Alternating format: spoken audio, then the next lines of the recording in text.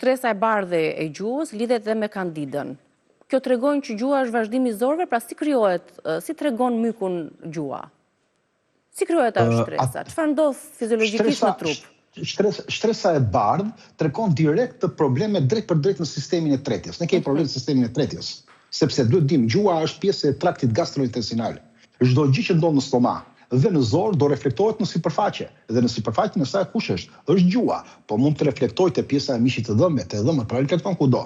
Tani lëngjet e tretjes ndikojnë të gjithë shtresa. Pra sa nëse stomaku prodhon nivele të ulta të acidit, ose pankreasi po prodhon nivele të ulta të enzimave, ushqimi nuk ka për të tretur plotësisht. Dhe gjithë to mbetje që do jenë ushqim, pra gjithë to mbetje të yndyrnave, të proteinave, karbohidrateve, çfarë do krijojnë? Do krijojnë një lloj edhe fermentimi mos jetë mirë, do krijojë një mbartje të toksinave në trupin ton, pra në zorë në këtë rast, dhe nga kjo do lindin aspekte mikotike. Pra kandida është një kërpurë që jeton vetëm kur kemi këtë problem. I mbijeton kandida, kur ushqimi nuk është shtretur mirë, kur mëlçia është e ngarkuar, kur kemi një stres të lartë, kur kemi një imunitet të dobët, kur kemi një mikrobiom të çekuilibruar, kur kemi probleme të përdorimit të antibiotikëve apo të antihistaminikëve dhe elementeve të tjera. Pra kjo do shumohet. Prandaj edhe këtu do reflektojë, do vishet me një sepse vetë kandida prodhon një lloj, po themi një lloj qeleshe të trash, pra një lloj shtrese mbrojtëse të bardhë, po, që është shumë ngjitse. Dhe ajo e bën këtë për të mbijetuar. Dhe patjetër ajo ka për të ngjitur nga muri i zorëve do ngjitet në sipërfaqen e gjuhës. Dhe reflektimi është pikërisht kjo. Në rastin tjetër quhet ftohtësi e tretjes në naturopati, që në mjekësinë sidomos orientale, ftohtësia e tretjes tregon që kur kemi enzima të ulët dhe aciditet të ulët në stomak, atëre prodhimi i tepërt i kandidës është më i tepërt.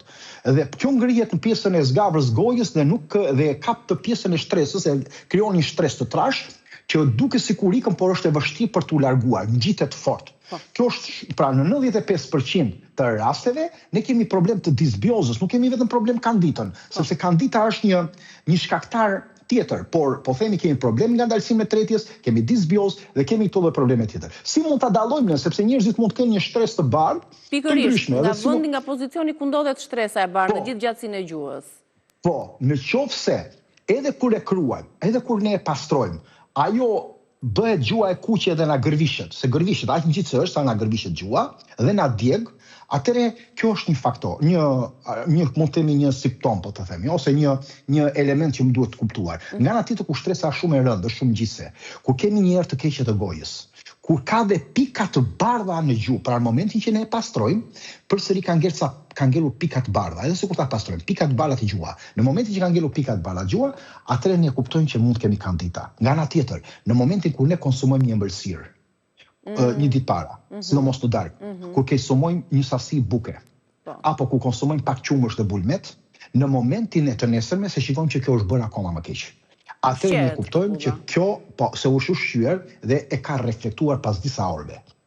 Nëse do përmirësojmë tretjen, nëse ne do rregullojmë të gjithë të situatë, gazrat, fermentimin edhe gjithë pjesën enzimatike që thamë, në mikrobiomën, atëherë kjo stres ka për të zhdukur dhe ka për të përmirësuar. Por do përmirësohet nëse ne do rrisim aciditetin e stomakut, do aktivizojmë këto enzimat, do paksojmë fermentimin dhe do pastrojmë edhe gjithë pjesën e biofilmit pastaj dhe gradualisht edhe mëlçia ka për ta çliruar gjithë këto elementë dhe gjuha ka për të bërë rozë dhe e pastër.